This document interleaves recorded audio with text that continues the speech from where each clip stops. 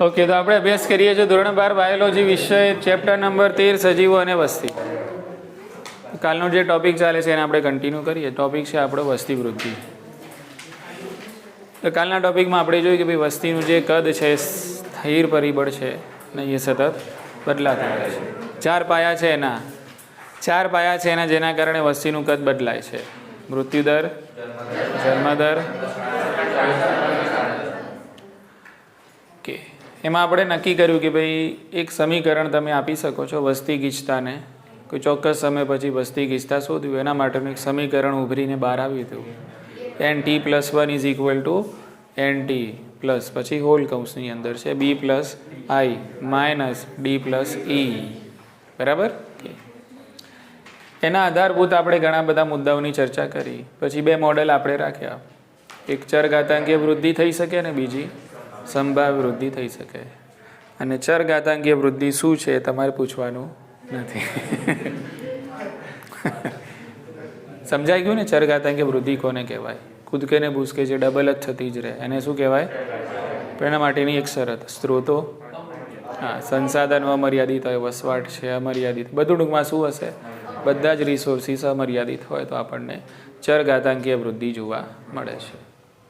ચરઘાતાંકીય વૃદ્ધિની અંદર આપણે આગળ વધ્યા કે ભાઈ સમયની સાથે વસ્તી ગીચતામાં થતો ફેરફાર શોધવો હોય અને જો ચરઘાતાંકીય વૃદ્ધિ થતી હોય અને વસ્તી ગીચતા શોધવી હોય તો એના માટે dN/dt = Rn. R શું છે? R શું છે? પ્રાકૃતિક વૃદ્ધિનો આંતરિક દર. R = B - D. બરાબર. જન્મદર માઇનસ મૃત્યુદર કરો તમને મળી જશે આરની વેલ્યુ. ઘણા બધા આરની 2-3 વેલ્યુ સમજાવીને તમને પ્રયત્ન કર્યો કે ભાઈ આને કહેવાય આર. ચરઘાતાંકીયનું સંકલિત સ્વરૂપ તમારે રજૂ કરવું હોય તેના માટેનું સૂત્ર છે dN/dt is equal two dN/dt નહીં, NT is equal two N0e⁻t. E શું છે? એમાં પ્રાકૃતિક લઘુગુણકનો આધાર છે. એની જે વેલ્યુ આપેલી છે આપણે યાદ રાખશું. કે જે હોય યાદ રાખી લઈશું.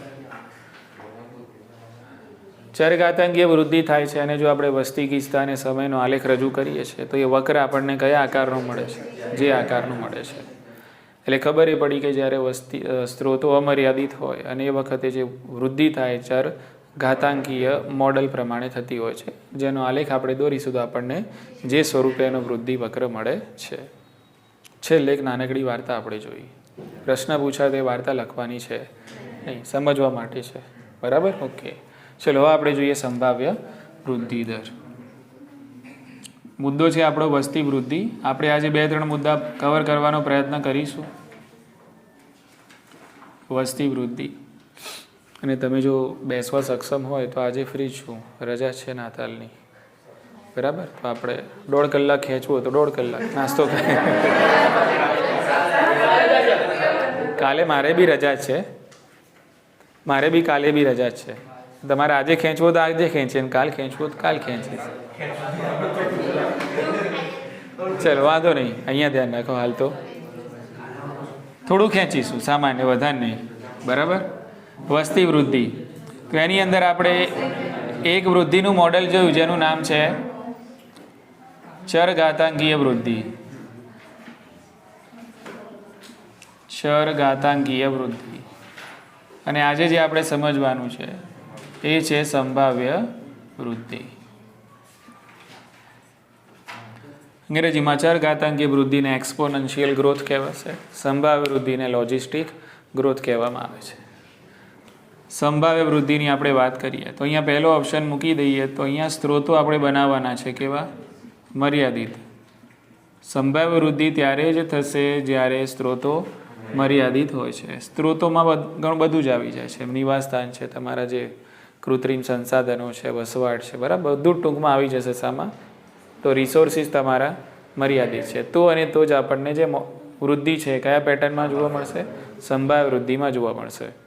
મુદ્દાની શરૂઆત કંઈક કરેલી છે કે ભાઈ સંભાવ્ય વૃદ્ધિ આપણને ત્યારે જોવા મળશે અને પ્રકૃતિમાં દર વખતે એવું તો પોસિબલ નહીં જ થાય કે તમને સ્ત્રોતો અમર્યાદિત મળતા જ રહેશે એવું સંભવ નથી.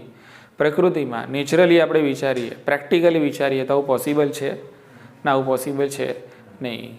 બરાબર. કે ભાઈ તમને સ્ત્રોત મળતા જ રહેશે, અમર્યાદિત જ રહેશે, નિવાસસ્થાન પણ નહીં ખૂટે, ખોરાક પણ નહીં ખૂટે, પાણી પણ નહીં ખૂટે. તો આ બધાની ઉપર પ્રશ્નાર્થ ચિહ્ન છે, અનિશ્ચિતતા છે કે ભાઈ આવું ક્યારે પોસિબલ છે નહીં. તો ક્યારેક ને ક્યારેક તેવો સમય આવશે, કારણ કે સજીવો જે આપણને સૃષ્ટિ ઉપર જોવા મળે છે એ બધા સજીવોના વસવાટ અલગ અલગ છે. દરેક સજીવની આહારની પ્રકૃતિ કેવી છે? અલગ અલગ છે. અને બધાના સ્ત્રોતો, એનો મતલબ શું થયા કે અલગ અલગ છે. અને પ્રકૃતિમાં જે સ્ત્રોતો છે એ કેવા છે? મર્યાદિત છે. પ્રકૃતિમાં સ્ત્રોતો મર્યાદિત છે. શરૂઆતમાં કદાચ કોઈ સજીવને એવું લાગે કે ના, મને તો વાંધો આવશે નહીં, મારા માટે તો શું સ્ત્રોતો અમર્યાદિત છે. પણ ક્યારેક તેવો સમય આવશે કે એના માટે સ્ત્રોતો કેવા બનવાના? મર્યાદિત બનશે. એટલે ટૂંકમાં પ્રેક્ટિકલી વિચારવા જઈએ તો ચરઘાતાંકીય વૃદ્ધિનું જે મોડલ છે પોસિબલ નથી કે ભાઈ સ્ત્રોતો સજીવોને શું થાય? મળતા જ રહે, અમર્યાદિત સ્વરૂપે એમને મળતા જ રહે. પ્રેક્ટિકલી એવું પોસિબલ છે નહીં. તો પ્રેક્ટિકલી આપણે જોવા જઈએ તો સ્ત્રોતો કેવા બને છે? મર્યાદિત બને છે. બોલો, સમજાયું? હા કે ના? ઓકે. આ મુદ્દાની અંદર આપણે એક બીજી વ્યાખ્યા સમજવાની છે, વહન ક્ષમતા. વહન ક્ષમતા કોઈ પણ એક ચોક્કસ વિસ્તાર હોય છે, એની એક પોતાની કેરિંગ કેપેસિટી હોય. શું હોય છે? કોઈ પણ એક ચોક્કસ વિસ્તાર છે, એની પોતાની એક કેરિંગ કેપેસિટી. સમજી લો કે આપણો ક્લાસરૂમની જ આપણે વાત કરીએ, આ ક્લાસરૂમની અંદર જ છે, 100 કે 50 કે જેટલા પણ આપણે ભરી શકીએ, પણ એની પણ એક લિમિટ આવી જશે. એનાથી વધારે સ્ટુડન્ટનું સમાવેશ આની અંદર થાય નહીં, કારણ કે અહીંયા ક્ષેત્રફળ એટલું જ છે. તો એ ક્લાસની શું કહેવાય? એ સમયની કેરિંગ કેપેસિટી કહેવાશે. બોલો, ખ્યાલ આવી ગયો? કે સમજી લો કે અહીંયા બે નિવાસસ્થાનો છે. આ એ નિવાસસ્થાન છે, અહીંયા બી નિવાસસ્થાન છે, બરાબર? ઓકે. અહીંયા એટલા સ્ત્રોતો છે કે અહીંયા ફક્ત બહુ જ તમે મારી મચડીને 100 વ્યક્તિઓથી વધારે છે એમનો વસવાટ છે કરી શકો એટલા જ સ્ત્રોતો છે, એટલા જ પ્લોટ ખાલી છે. વધારેમાં વધારે કેટલા વ્યક્તિઓનો સમાવેશ થાય આ નિવાસસ્થાનમાં? 100 વ્યક્તિઓનો જ સમાવેશ થાય. એટલું જ આપણે જમવાનું બનાવેલું છે, એટલા શું છે? સ્ત્રોત છે. ખ્યાલ આવી ગયો? એટલે આ જે ક્ષેત્રફળ છે એની વહન ક્ષમતા કેટલી થઈ ગઈ? 100 વ્યક્તિઓનો સમાવેશ કરી શકશે મેક્સિમમ. એનાથી વધારે સમાવેશ થશે નહીં. ખ્યાલ આવી ગયો? ઓકે. તો જ્યારે એકદમ પેકો પેક થઈ જશે તો એ વહન ક્ષમતા બરાબર થઈ જશે વસ્તી ગીચતા. બોલો હા કે ના? શું થઈ જશે? હા, વસ્તી ગીચતા. હવે એનાથી વધુ ગીચ વસ્તી થઈ શકે નહીં, એનાથી વધુ વહન ક્ષમતા ક્ષેત્રફળની છે નહીં. આ ક્ષેત્રફળ કોઈ કેવું છે કે ભાઈ આની અંદર એટલા બધા સ્ત્રોતો છે કે જે વધુમાં વધુ કેટલા 200 વ્યક્તિઓ છે એનો સમાવેશ કરી શકે છે. 200થી ઉપર જે વ્યક્તિઓ છે, બરાબર, એને પછી સ્ત્રોત કેવા રહેશે? અપૂરતા રહેશે, બરાબર. એટલે એનાથી વધારે વ્યક્તિનો આ ક્ષેત્રફળની અંદર આ નિવાસસ્થાનમાં સમાવેશ થતો નથી.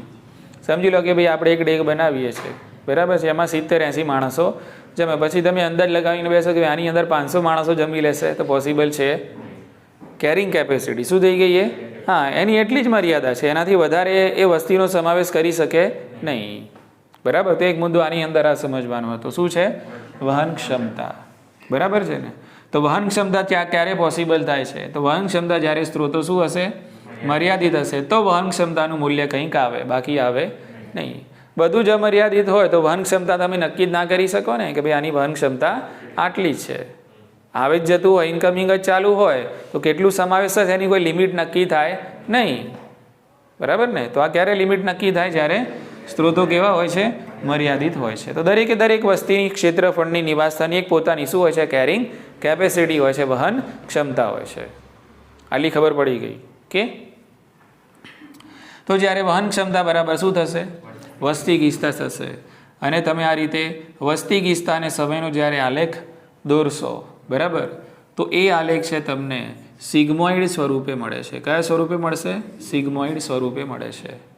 તો આ જે આલેખ છે એને શું કહેવાય? સિગ્મોઇડ.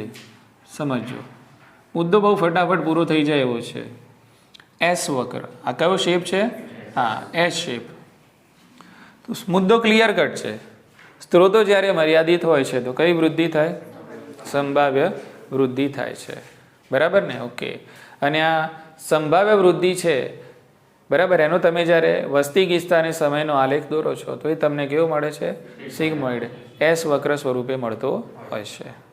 આટલી ખબર પડી ગઈ? ઓકે. હવે આ ગ્રાફને સમજવાનો પ્રયત્ન કરીએ.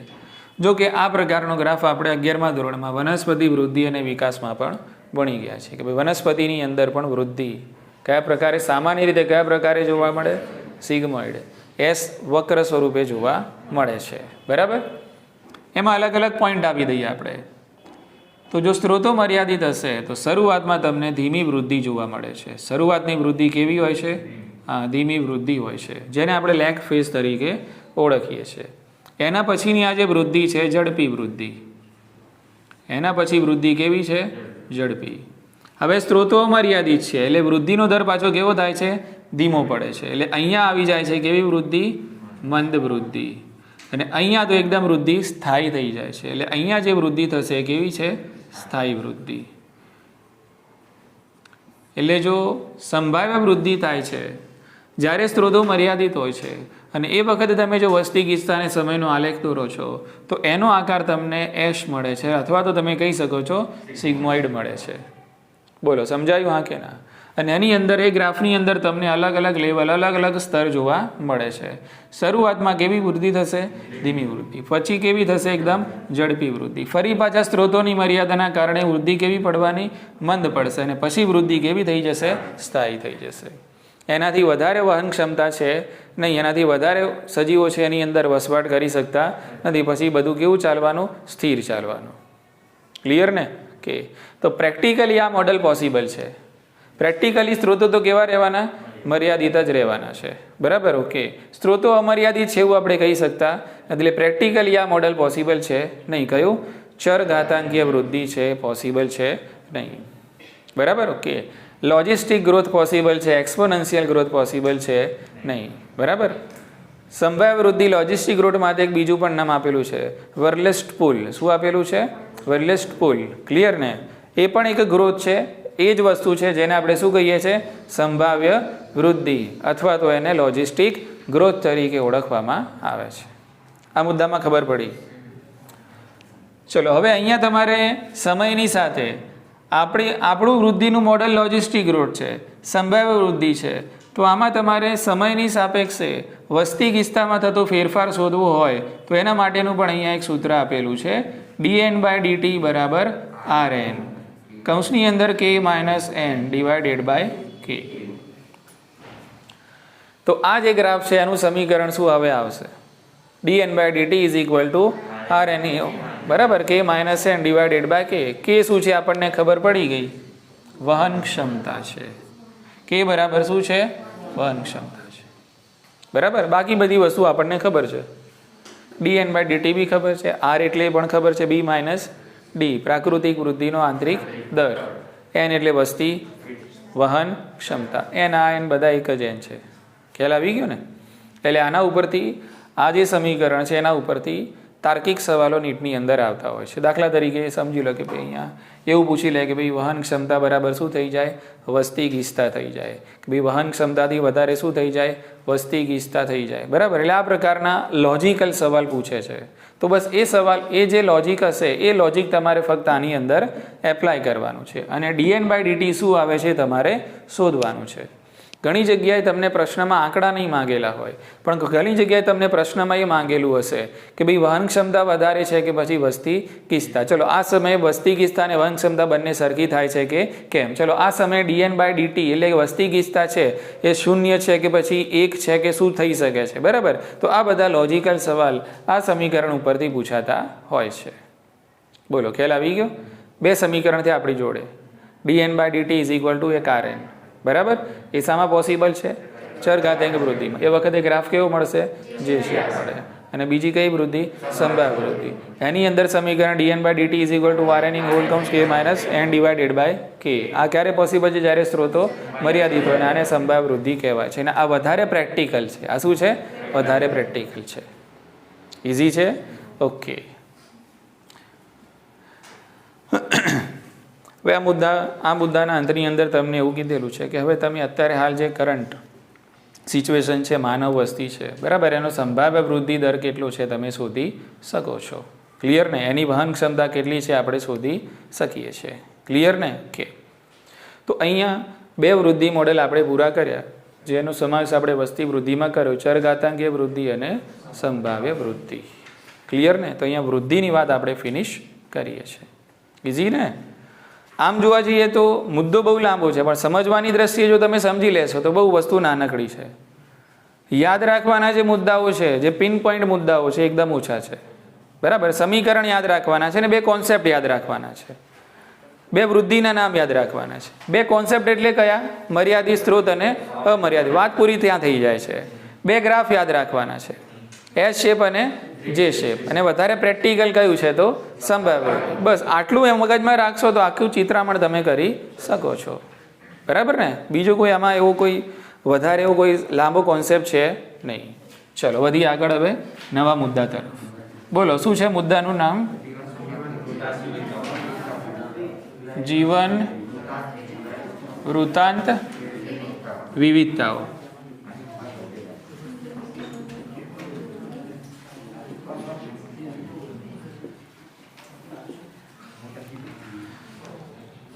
મુદ્દો એકદમ નાનો છે, ફટાફટ 1 મિનિટમાં પૂરો કરીએ. ધ્યાન રાખો. મુદ્દો તમને કંઈક ખેંચીને બતાવેલો છે ડાર્વિન ઉપરથી. ક્યાંથી? એ જ કથા જે આપણે આગળ કરીને દરેકે દરેક સજીવ છે એ પોતાના આસપાસનું જે નૈસર્ગિક પર્યાવરણ છે એમાં ટકી રહેવા માટે અનુકૂલનો કરે છે. બાહ્યાકાર રીતે ફેરફાર કરે, ના થતો હોય તો દેહધાર્મિક ફેરફાર કરે, ના થતો હોય તો પછી બિહેવિયર બદલી લે, વર્તણૂકમાં ફેરફાર કરે, ગમે તે રીતે ટૂંકમાં અનેક પ્રકારના અનુકૂલનો સાધે છે અને પોતાના નૈસર્ગિક પર્યાવરણની આસપાસ ટકી રહેવાનો પ્રયત્ન કરે છે, પોતાની અસ્તિત્વની લડાઈ લડે છે. ડાર્વિનના મત પ્રમાણે આપણે જોવા જઈએ કે ભાઈ પ્રાકૃતિક પસંદગીનો નિયમ, પ્રકૃતિ જેને પસંદ કરશે એ રહેશે, પ્રકૃતિ જેને પસંદ નહીં કરે નહીં રહે. પ્રકૃતિ કોને પસંદ કરશે તો જે સજીવો અનુકૂલન સાધશે પ્રકૃતિ પ્રમાણે એને પ્રકૃતિ પસંદ કરશે. Survival of the fittest. શું કહેવાય એને? જે ફિટ બેસે છે એ સર્વાઈવ કરશે, જે ફિટ નહીં બેસે પ્રકૃતિમાં, જેનું બીબું ફિક્સ નહીં થાય એ બેસશે નહીં. તો આ ચર્ચા શરૂઆતમાં અહીંયા છે. બરાબર. ડાર્વિનની જે આપણે કથા ઘણી બધી વાર આ ચેપ્ટરની અંદર અને ઉદ વિકાસના વિડીયો જો તેમાં પણ કરી ચૂક્યા છીએ. ક્લિયર ને? ઓકે.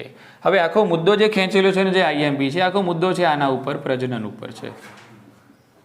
બરાબર કે આ મુદ્દાની અંદર ફક્ત અને ફક્ત અગત્યનું છે ઉદાહરણ, બીજું કશું આ મુદ્દામાં અગત્યનું છે. ફટાફટ પૂરું કરીએ. બરાબર. ઓકે. તો આપણે જોઈએ છે બરાબર તો પ્રકૃતિની અંદર આપણને એવા પણ સજીવો જોવા મળે છે. આને અનુલક્ષીને વાત કરવાની છે. પ્રકૃતિમાં આપણને એવા સજીવો જોવા મળે છે કે જેવા સજીવોને ફક્ત એક જ વાર ચાન્સ મળે પ્રજનન કરવાનો, વન્સ ઇન અ લાઈફ. જીવનમાં ફક્ત એક જ વાર છે એમને પ્રજનન કરવાનો મોકો મળે છે. ક્લિયર ને? ઓકે. અને એવા પણ સજીવો છે કે જેને મલ્ટિપલ ટાઈમ્સ, ઘણી બધી વાર પોતાના લાઈફકાળ મતલબ પોતાના જીવનકાળ દરમિયાન પ્રજનન કરવાનો મોકો મળે છે. Once in a life, multiple times, ઘણી બધી વાર મોકો મળે છે. અહીંયા એક જ વાર મોકો મળે છે. એટલે કેટલી વાર એને ચાન્સ મળે છે એના આધારે આપણે સજીવોને 2 ભાગમાં વિભાજિત કર્યા. બસ હવે આના ઉદાહરણ જોવાના. કોને એક વાર મળે છે અને કોને વધુ વાર મળે છે, એટલે મુદ્દો પૂરો થઈ જશે. બરાબર. તો એક વાર મોકો મળે છે. એની અંદર એક ઉદાહરણ છે કે ભાઈ અમેરિકાના પ્રશાંત મહાસાગરની અંદર એક માછલી છે, સાલ્મન માછલી. કઈ? સલમાન નહીં, કઈ? યાદ રહી જશે આ બાબતે, માછલીનું નામ યાદ રહી જશે, બીજું કશું નહીં. બરાબર. ઓકે. એનું લોકેશન પહેલાં તો યાદ કરી લઈશું. બરાબર. ગૂગલ મેપ ઉપરથી કયું છે? પ્રશાંત. પ્રશાંત. હા. અને માછલીનું નામ કયું છે? સાલ્મન માછલી.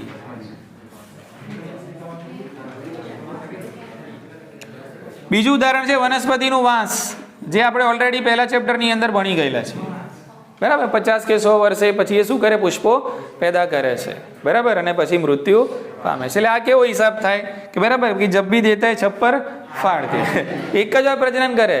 બરાબર. પણ એટલા બધા પુષ્પો પણ આ પેદા કરે અને ફળ પણ પેદા કરે, અને આ પણ એટલા બધા ઈંડા પેદા કરે. આંકડો કંઈક જાય છે એનો 2 કરોડનો. કેટલો જાય છે? હા હા. સિંગલ ટાઈમમાં કેટલા? હા, સિંગલ ટાઈમની અંદર એટલા બધા ઈંડા પેદા કરે છે. પણ બધા ઈંડા છે એમાંથી બધા ઈંડા છે ફૂટીને એમાંથી મતલબ સાલ્મન બીજી માછલીઓ પેદા થતી સંભવિત નથી. એમ ખ્યાલ આવી ગયો ને? સંભાવ્ય વૃદ્ધિ અલગ હોય. સમજાવ કે નહીં? ભલે ઈંડા તો પેદા થાય છે પણ બધા ઈંડામાંથી બચ્ચા પેદા થતા નથી. જે રીતે સાપની અંદર સાપ ઘણા બધા ઈંડા મૂકે ને, પણ એના અમુક ઈંડાને પોતે જ મારી નાખે છે, ખાઈ જાય છે, વોટ એવર. એટલે એટલા બધા સંભાવ્ય વૃદ્ધિ કેવી? સમજી લો કે ભાઈ સાપે 100 ઈંડા મૂક્યા, 100 ઈંડામાંથી સાપ જન્મશે એની કોઈ ગેરંટી નહીં ને, પ્રોબેબિલિટી નથી. કારણ કે અમુક તો એ શું ખાઈ જશે. બરાબર ને? એ જરૂરી પણ છે પરભક્ષણ શું છે? હા, બાકી સાપે સાપ થઈ જાય. હા કે ના? સમજાય છે બધાને? એની ચર્ચા આપણે આના પછીના મુદ્દામાં કરવાની છે. બોલો, આ મુદ્દો સમજી ગયા? કેટલાક સજીવો ફક્ત એક જ વાર પ્રજનન કરે છે. એમાં બે સરસ મજાના ઉદાહરણ: અમેરિકાના પ્રશાંત મહાસાગરની સાલ્મન માછલી અને બીજી છે વાંસ. ફક્ત once in a life. Okay. બીજા એવા સજીવો છે કે જેને ઘણી બધી વાર ચાન્સ મળે છે પ્રજનન કરવાનો. એમાં એક તો પક્ષીઓ છે અને બીજા સસ્તનો છે. જે પક્ષીઓ અને સસ્તનોમાં આપણે પણ આવી ગયા. અને બીજી એક ગ્રુપ આપણે બનાવીએ છીએ અલગ, મત્સ્યનું. કેવું? કે તો એવું ગ્રુપ છે કે જેમને મલ્ટિપલ ટાઈમ્સ છે પ્રજનન કરવાનો મોકો મળે છે. અને બીજી ઘણી બધી વનસ્પતિઓ પણ છે. બરાબર, આપણે એની ચર્ચા નહીં, પણ આપણે અહીંયા જે મુદ્દો આપેલો છે એની જ આપણે ચર્ચા કરીશું. મુદ્દો સમજાય છે? એમ કહો હા કે ના? સરળ મુદ્દાઓ છે એકદમ. પક્ષીઓ અને સસ્તનો, મત્સ્ય, આ બધાને મલ્ટિપલ ટાઈમ પ્રજનન કરવાનો ચાન્સ મળે છે. પણ અહીંયા બે મુદ્દા અલગ એટલા માટે પાડ્યા કે ભાઈ પક્ષીઓ અને સસ્તનો જે બચ્ચા પેદા કરે છે એ મોટા કદના હોય છે. કેવા કદના છે? મોટા કદના છે. અને સંખ્યામાં ઓછા હોય છે. સંખ્યામાં કેવા? ઓછા. જ્યારે મત્સ્ય જે બચ્ચા પેદા, આમ તો ઈંડા મૂકે છે બરાબર, પણ જે બચ્ચા પેદા કરશે એ નાના કદના હશે. કેવા હશે? હા, નાના કદના અને મોટી સંખ્યામાં. નાના કદના અને બસ આ મુદ્દો તમારો અહીંયા પૂરો થઈ ગયો. બોલો, સમજાયું કે નહીં? પક્ષીઓ અને સસ્તનો મોટા કદના બચ્ચા પેદા કરશે પરંતુ ઓછી સંખ્યામાં. અને મત્સ્ય છે એ કેવા? નાના કદના બચ્ચા પેદા કરશે પરંતુ મોટી સંખ્યામાં. બાકી આ બંને એક જ ગ્રુપમાં આવશે. કયા ગ્રુપમાં? પ્રજનન વાળા ગ્રુપમાં, જે મલ્ટિપલ ટાઈમ શું કરે છે? ઉતરે છે મગજમાં વાત? હા કે ના? એમ કહો. મુદ્દો અહીંયા પૂરો થઈ જાય છે. ખાલી ઉદાહરણ ઉપર જ મુદ્દો હતો. બરાબર ને? બાકી આગળ ને પાછળની કથાનો કોઈ મતલબ છે નહીં. આખો મુદ્દો શાના પરથી ખેંચેલો છે? પ્રજનન ઉપરથી ખેંચેલો છે. બસ આને કહીએ છીએ આપણે જીવન વૃત્તાંત વિવિધતાઓ. ક્લિયર? ચલો વધીએ આગળ. વસ્તીની આંતરક્રિયાઓ. બહુ સરસ મજાનો મુદ્દો, મજા આવે એવો મુદ્દો.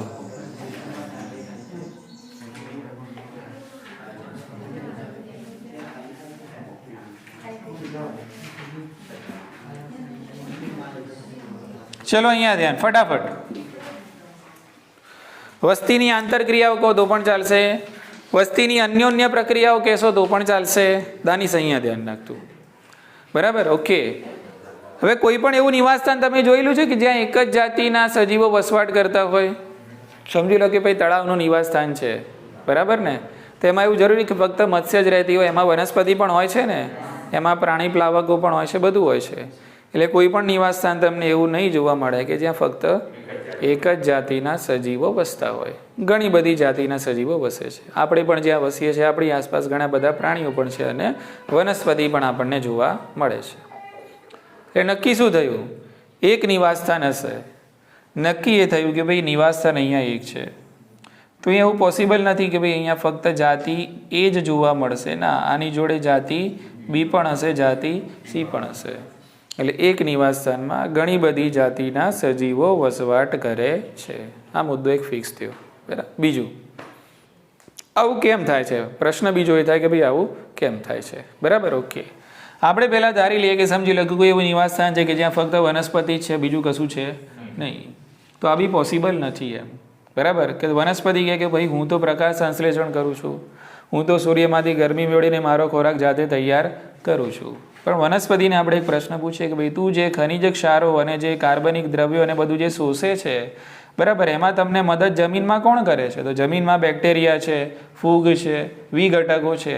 એ વિઘટન કરે છે ત્યારે તને મળે છે બધા ખનિજના ક્ષારો મળે છે, બાકી તને મળે નહીં. એટલે અહીંયા બીજી જાતિ આવી ગઈ ને, ફૂગની જાતિ, બેક્ટેરિયાની જાતિ. એટલે મુદ્દો શું છે કે કોઈ પણ એક નિવાસસ્થાનમાં એક જ જાતિના સજીવો ક્યારે જોવા મળે નહીં. વિવિધ જાતિના સજીવો સાથે રહીને જીવન ગુજારે છે અને આ બધા એકબીજા સાથે પ્રક્રિયાઓ કરે છે. એને કહેવાય વસ્તીની આંતરક્રિયાઓ અથવા તો અન્યોન્ય પ્રક્રિયાઓ. બોલો, ખ્યાલ આવી ગયો? બીજું ઉદાહરણ તમને આપીને સમજાવેલું છે. સમજી લો કે આ વનસ્પતિ છે. હવે અહીંયા આપણે પરાગનયન કરવું છે. આ પુષ્પ છે, બરાબર. માની લો કે આ વનસ્પતિ છે આપણી ઝૂફિલી. કઈ છે? ઝૂફિલી વનસ્પતિ છે. હવે આમાં પરાગનયન છે પ્રાણીઓ દ્વારા જ થાય ને, કીટકો દ્વારા જ થાય ને, બરાબર ને? હવે તમે એમ કહો કે ભાઈ વનસ્પતિ એકલી છે, બીજું કોઈ હશે નહીં, તો એ પોસિબલ છે નહીં. પ્રાણી અને કીટકો નહીં હોય તો આના પુષ્પનું પરાગનયન કરશે કોણ? પરાગનયન નહીં થાય તો ફલન થશે નહીં, ફલન નહીં થાય તો ફળ બનશે નહીં, ફળ નહીં બને તો બીજ આવશે નહીં, બીજ નહીં આવે તો પાછી વનસ્પતિનું સંગમ નહીં થાય. એટલે ટૂંકમાં આની સાથે સાથે બીજા લોકો જરૂરી છે. કહેવાનો મતલબ એમ છે, ખ્યાલ આવી ગયો? કોઈ પણ એક નિવાસ સ્થાનમાં એક જ જાતિના સજીવો હોય નહીં, કારણ કે બધા એકબીજા સાથે અલગ અલગ પ્રકારની પ્રક્રિયાઓ કરે છે. આપણે પણ કોઈ એવા વસવાટમાં રહેવા જઈએ કે એક જ સોસાયટીમાં ફક્ત આપણે એકલાનું જ ઘર હોય તો મજા આવે નહીં, પાડોશી બી જોઈએ. અને પાડોશી સાથે બધા કરતા હોય છે આંતર ક્રિયાઓ હોય છે ને. આપણા ઘરે કંઈક જમવાનું સારું બનાવ્યું તો આપણે એમને આપીએ, અને એમના ઘરે ક્યારે બનાવ્યું હતું. અને ઘણા એવા પાડોશીઓ કે ખાલી પરોપજીવન જ ગુજારે, ક્યારે આપે નહીં, ફક્ત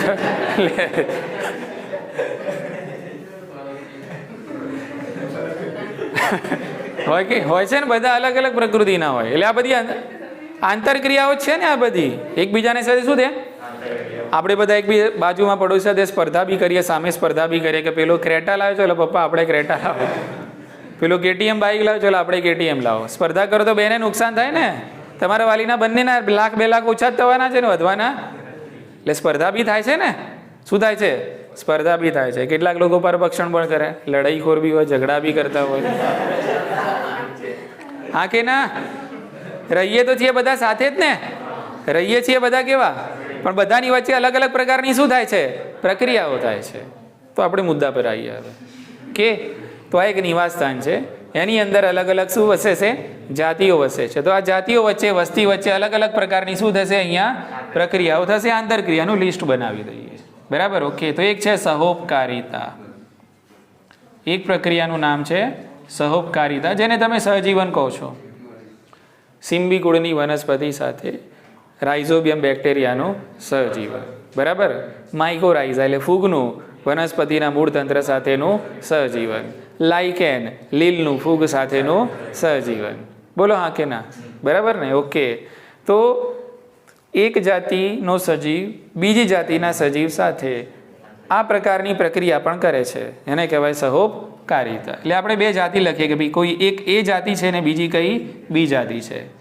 જો સહોપકારિતા થશે તો બંનેને ફાયદો થશે. એટલે બંનેમાં નિશાની મૂકવાની પ્લસ. ઉતરી મગજમાં વાત? બરાબર ને? આ જાતિનો સજીવ આને કંઈક ફાયદો પહોંચાડશે, બદલામાં આ જાતિનો સજીવ આને કંઈ ફાયદો પહોંચાડશે. જે રીતે આપણે જોયું જૂનું એને જાણીતું ઉદાહરણ રાઇઝોબિયમ બેક્ટેરિયાનું.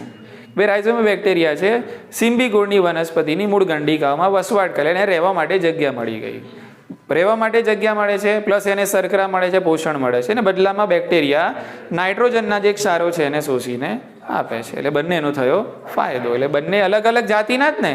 પેલી વનસ્પતિ સિમ્બી કુળની ક્યાં ને આ ક્યાં બેક્ટેરિયા, બંનેની જાતિ કેવી, પણ એક જ નિવાસ સ્થાનમાં રહે છે ને બંને કરી આંતર ક્રિયા, અને એ ક્રિયાનું નામ સહોપકારિતા, જેનાથી બંનેને ફાયદો થયો. એટલે સહોપકારિતામાં બંનેને શું થાય, ફાયદો થાય. ફરહાન મગજમાં ઉતરે છે ને વાત બેટા? ઓકે. ચલો પછી સ્પર્ધા. સ્પર્ધા તો બંનેના લાખ 2 લાખ ઓછા જ થવાના છે. સ્પર્ધા કરશો લડમલડી થવાની છે ને, બંનેને નુકસાન થવાનું છે, સામસામે કેસ થવાના. બરાબર? એટલે બંનેનું શું થાય, નુકસાન થાય. બંને જાતિને સ્પર્ધા કરશો તો બંને જાતિને નુકસાન થશે, દેખાદેખી કરશો તો બંને જાતિને નુકસાન થશે. બોલો ખ્યાલ આવી ગયો ને? ઓકે. ચલો પછી પરોપજીવન. હા, પરોપજીવન. ઓકે. તો એક જાતિનો શું થાય, ફાયદો થાય, જ્યારે બીજી જાતિનું નુકસાન થાય. દાખલા તરીકે આપણે વાત કરીએ મેલેરિયાના રોગની. આપણે યજમાન કહેવાઈશું પ્લાઝ્મોડિયમ ફાલ્સીપેરમ, કે જેના કારણે આપણને મેલેરિયા થાય છે, એના માટે આપણે યજમાન છીએ. એ તો આપણા શરીરમાં જઈને જલસા જ કરવાનો ને. એને તો આરબીસી મળે, જમવાનું મળે, ગરીબમાં ગોળ થાય, ગરીબમાં ત્રાકાકાર થાય ને, સંખ્યામાં વધારો થાય ને, યકૃતના કોષો ના ગમે તો આરબીસીના કોષમાં જાય ને, મજા આવે ને તો ફરવાની અંદર, એને જલસા પડ્યા ને, એની શું થઈ, વૃદ્ધિ થઈ ને. હા, તો એને તો ફાયદો થયો ને, પણ પથારી આપણી ફરે છે ને અંદર. સમજાવ્યું કે નહીં? પરોપજીવન આને શું કહેવાય? હા, એટલે એકને ફાયદો થાય ને બીજાને નુકસાન થાય. પરભક્ષણ શું છે? પરભક્ષણ. ઓકે. વાઘ અને હરણ, તમે ડિસ્કવરીમાં જુઓ ને તો 24 કલાક વાઘ હરણની પાછળ જ દોડતો હોય.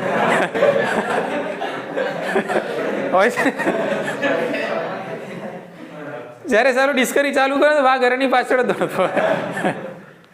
ઓકે, આ તો કહેવાનો મતલબ છે. પણ આપણા દિમાગમાં સમજી લો કે આપણે શિકાર અને શિકારીની વાત કરીએ તો આપણા દિમાગમાં આવું ચિત્ર આવે ને કે વાઘ કોની પાછળ દોડી રહ્યું છે. હા, ઓકે. તો એમાં નુકસાન કોનું થાય? એકનું ફાયદો થાય ને બીજાનું નુકસાન થાય છે. એટલે પરભક્ષણમાં આવું હોય, એક જાતિનો ફાયદો ને બીજી જાતિનું નુકસાન થાય. ઓકે, એના પછી આવે છે સહભોજિતા. એના પછી આવે છે સહભોજિતા. તો એમાં એકનો ફાયદો થાય ને બીજાનું કશું બગડે નહીં એમ. બીજાને ના તો નફો થાય ના તો નુકસાન થાય, પણ એક જાતિને ફાયદો જરૂર થાય. જે રીતે આપણે કહેવત છે ને કે દરિયામાંથી એક લોટો પાણી કાઢી લે, દરિયાને કંઈ ફરક પડે નહીં, પણ પાણી પીવાવાળાની જે પ્યાસ છે બુજાઈ જાય કે ઓલવાઈ જાય, વોટ એવર. સમજાવ્યું કે નહીં? જે પ્યાસો છે એને તો મજા આવી જાય ને, એનો તો ફાયદો થયો, પણ દરિયાનું કંઈ બગડ્યું ના, એને તો કંઈ નુકસાન થયું નહીં, નફો થયો નહીં. ખ્યાલ આવી ગયો ને? આ મુદ્દાની અંદર બીજા ઘણા બધા ઉદાહરણ આપેલા છે. સમજી લો કે ભાઈ ઓર્કિડને એક ઉદાહરણ આપેલું છે, આપણે ભણીશું એ વખતે કે ભાઈ આંબાની જે ડાળી છે, આંબાનું જે વૃક્ષ છે, એની ડાળી ઉપર ઓર્કિડ રહેતું હોય છે. ઓર્કિડ પરરોહી વનસ્પતિ છે. ઓર્કિડ કેવી છે? ખાલી વસવાટ માટે આંબાને યુઝ કરે છે. એટલે એમાં આંબાનું તો કશું બગડે નહીં ને, આંબાની કેરીઓ બગડશે નહીં, પણ ઓર્કિડને રહેવાની જગ્યા મળી જશે. એટલે આંબાને ના તો નુકસાન ના તો નફો, બરાબર ને? કે પણ ફાયદો કોને? ઓર્કિડને. તો એને કહેવાય સહભોજિતા. એક જાતિને ફાયદો, બીજી જાતિનું કશું બગડે નહીં, બરાબર ને? પછી પ્રતિજીવન છે. પ્રતિજીવન, એકને નુકસાન ને બીજાનું કશું બગડે નહીં. તો આ બધી છે અન્યોન્ય પ્રક્રિયાઓ. વસ્તીના સજીવો વચ્ચે થતી આંતરક્રિયાઓ, અન્યોન્ય પ્રક્રિયાઓ, ઇન્ટરેક્શન્સ. યાદ રાખજો, આ સહોપકારિતા, બંને જાતિને ફાયદો. સ્પર્ધા, જે બે જાતિના સજીવો વચ્ચે સ્પર્ધા થાય છે એ બંનેને શું થશે? નુકસાન થશે. બીજું પરોપજીવન, પ્લસ માઇનસ, એકને નફો બીજાને નુકસાન. પરભક્ષણ, એકને નફો બીજાને નુકસાન. સહભોજિતા, એકને નફો બીજાનું કશું બગડે નહીં. તટસ્થ, ના નફો ના નુકસાન. પ્રતિજીવન, એકને નુકસાન બીજાનું કશું બગડે નહીં. એટલે આ બધી શું છે? આંતરક્રિયાઓ છે. એક મુદ્દો અહીંયા પૂરો થયો, બરાબર? આપણે વસ્તીની આંતરક્રિયાઓમાં પ્રસ્તાવના વાળો જે મુદ્દો કહેવાય એને પૂરો કર્યો. હવે આ બધી જ પ્રક્રિયાઓને આપણે ડિટેલમાં ઉદાહરણ સાથે સમજવાની, એટલે આપણું ચેપ્ટર થઈ જશે પૂરું. ક્લિયર?